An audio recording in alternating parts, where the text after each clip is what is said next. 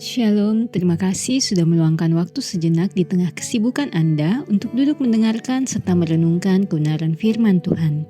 Kami berdoa agar waktu ini menjadi waktu yang menyegarkan bagi jiwa Anda. Topik renungan kita sepanjang minggu ini adalah kuasa kebangkitan Kristus yang memulihkan. Bagian firman Tuhan yang menjadi fokus perenungan kita adalah Roma pasal 6 ayat 4 terjemahan baru kedua yang berbunyi demikian. Dengan demikian, kita telah dikuburkan bersama-sama dengan Dia melalui baptisan dalam kematian, supaya sama seperti Kristus telah dibangkitkan dari antara orang mati oleh kemuliaan Bapa, demikian juga kita dimungkinkan hidup dalam hidup yang baru. Jemaat yang terkasih di dalam Tuhan, ada sebuah kisah tentang Wanda, yang adalah seorang warga negara Indonesia. Sejak lahir hingga dewasa, Wanda mengikuti kebiasaan orang Indonesia. Suatu hari, Wanda dilamar dan menikah dengan seorang pria berkebangsaan Inggris. Wanda pun diboyong ke Inggris dan status kewarganegaraannya pun berubah mengikuti status kewarganegaraan suami, yaitu warga negara Inggris.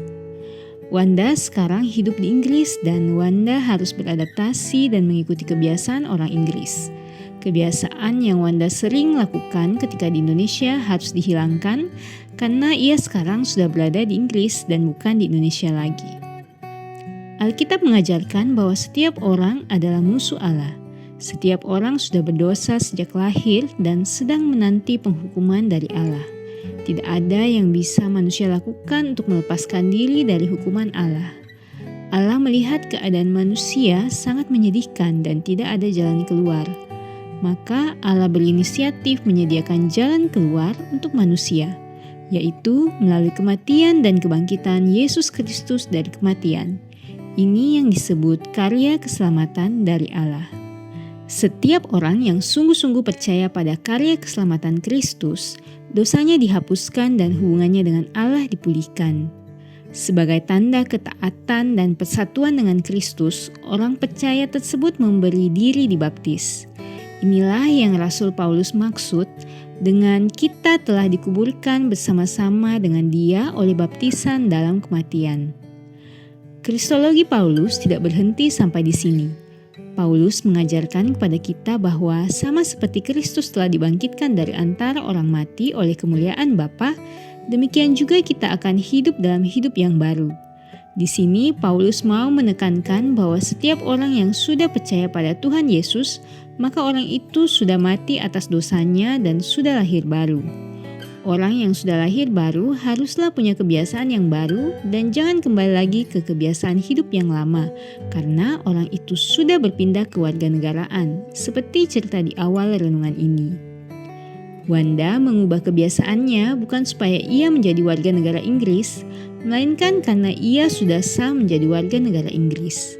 Begitu pula orang Kristen, kita hidup kudus bukan supaya diselamatkan, melainkan karena kita sudah diselamatkan dan memiliki identitas baru.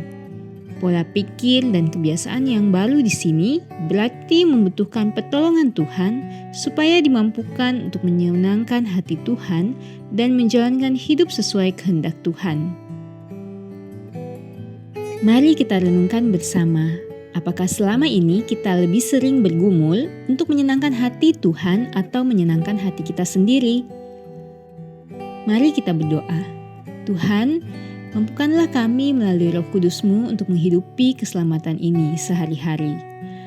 Tolong kami untuk menanggalkan kebiasaan lama dan jauhkanlah kami dari pencobaan agar hidup kami senantiasa menyenangkan hati-Mu. Dalam nama Tuhan Yesus kami berdoa. Amin. Kiranya renungan hari ini boleh menuntun langkah kita sepanjang hari ini. Selamat beraktivitas dan sampai jumpa lagi dalam renungan kita bersama esok hari. Tuhan Yesus memberkati.